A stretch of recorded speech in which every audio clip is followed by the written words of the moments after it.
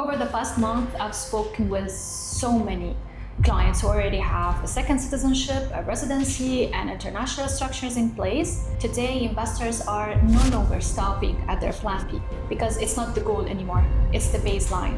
For years, Plan B was sufficient for investors. What made investors look for a Plan C now? Uncertainty itself, geopolitical stability, tax framework, and even global mobility are all more dynamic than before. In this uncertain environment, diversification is key. And that's why investors are becoming more forward-looking. Hi Grace, how are you today? Hey Mary, I'm good. What about you? Good, thank you. If you can just briefly introduce yourself and your work with international investors. Yes, sure. So first, let me briefly introduce myself and my work. My name is Grace. I'm a lawyer working as client advisor at Passport Legacy with around 4 years of experience in this industry. During that time, I worked with international investors who are looking for more than just a second citizenship and residency, helping them think strategically about protecting their wealth, creating mobility, and secure options for themselves and their family's future. Perfect. So today we'll be talking about the article that you recently published. If you want to tell the audience what it's titled and what it's about. Actually, what inspired me to write this article is the conversation that I've been having recently with investors and the shift that I'm seeing in their mindset. So over the past month, I've spoken with so many clients who already have a second citizenship, a residency, and international structures in place. And yet the question I keep hearing is, what's next? And that's when it really clicked for me. Today, investors are no longer stopping at their Plan B because it's not the goal anymore, it's the baseline. Today, they are building multiple plans and systems that give them control and security. For years, Plan B was sufficient for investors. What made investors look for a Plan C now? Uncertainty itself, geopolitical stability, tax framework, and even global mobility are all more dynamic than before. And in this uncertain environment, diversification is key. Absolutely. And that's why investors are becoming more forward-looking, not just staying defensive or reacting to change, but taking a proactive approach. It's about being prepared and protecting family, wealth, and future options and across different regions. Basically, they don't want to put all their eggs in one basket. Exactly, I totally agree. Yeah. Can you share an example of an investor you dealt with that went from Plan B to thinking about a Plan C? Yes, sure. I can share something that happened quite recently with one of my clients. He's an investor. He holds Caribbean passport and he has residency here in UAE. So he reached out to me recently and said, Grace, I want to secure European residency with no residency requirement just in case anything happened in the future.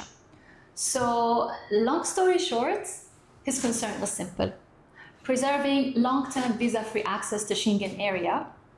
And this is where Greece Golden Visa came in. It's not because he needed it immediately, but because he wanted to protect his long-term flexibility. It's another home for them as well. If something happens, they have a Plan C. Yeah, I totally agree, yeah. So Grace, tell me, why Greece?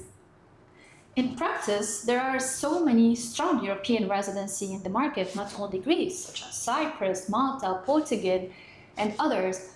But at the end of the day, choosing which one is the best, it depends entirely on the client's priorities, goals, plans, and personal situation.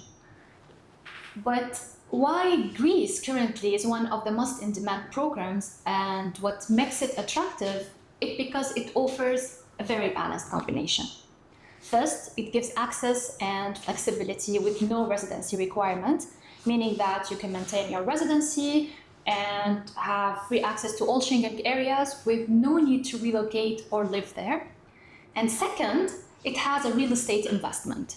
Unlike some other program, in Greece you can invest in a property that might benefit from long-term capital appreciation, potential rental income, and simply you can use it for personal stays and visits. And beyond that, it's about stability and lifestyle. Because Greece, it's a place where you and your family can live and enjoy the environment because it's safe, stable, and it has a strong demand. And by the way, on personal note, I love Greece so much. Same. And it's, yeah, and by the way, it's always one of the first options that comes up when we talk about our long-term plan. I agree. It's a very appealing program. Yeah. What do you see as shift in investors' priorities? We've really moved from I need a backup just in case something happened to I need several options across different jurisdictions to fully protect my family and my assets. And this is the evolution we are seeing in the market from not just thinking in terms of plan A or plan B to now thinking in terms of structures. And this is where the idea of layering came in. And you can say it like this, for example, a layer for mobility and access, something like healthcare, education, and lifestyle. A layer it's about flexibility, open bank accounts, business expansion, and another layer it's about long-term positioning focused on wealth and tax planning. No, I totally agree. I've seen an increase in investors wanted to basically not be confined to one jurisdiction. Exactly, yeah. In your experience, what do you see these investors' objective when obtaining multiple second citizenships or residencies globally?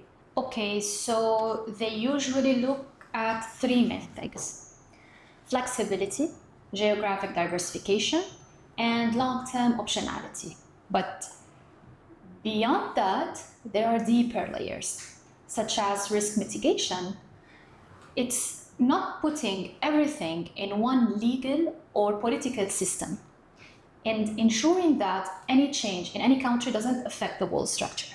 Second, it's about tax and wealth planning, making sure how each citizenship and residency fits into a broader financial and inheritance structure. And lastly, and most importantly, it's about family and legal planning. And this is about ensuring how the structure supports not only the investor, but the future generations as well. Because, decisions often driven by real life factors such as family, wealth, business.